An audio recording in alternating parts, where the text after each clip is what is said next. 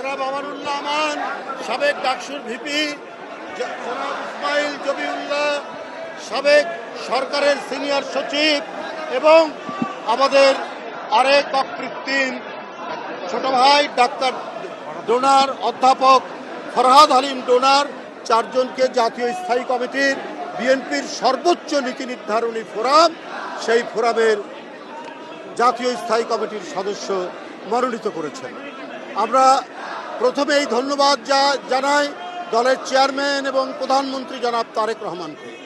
আমরা কিছুটা ভয় এবং আনন্দ সহ বলছি, যে আশা যে ভরসা নিয়ে আমাদেরকে দায়িত্ব দেওয়া হয়েছে, আমরা আশা করি চারজনই সেই দায়িত্ব নিষ্ঠার সাথে পালন করার চেষ্টা করব।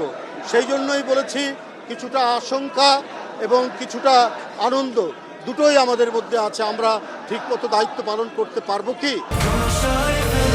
বছর ধরে কোটি মানুষের আস্থায় পাইপের বস আরএফএল পাইপ।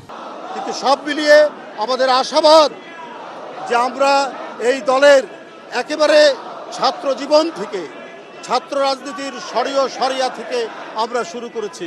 আমি আমানুল্লাহ আমান, ফরহাদ হালিম ডোনার, এবং যদিও উনি সরকারি চাকরি করেছেন কিন্তু হৃদয়ের মধ্যে জাতীয়তাবাদী চেতনা ওনার সবসময় ছিল, ছাত্র জীবন থেকেই ছিল এবং গুরুত্বপূর্ণ ভূমিকা পালন করেছেন তিনি অবসর নেওয়ার পর।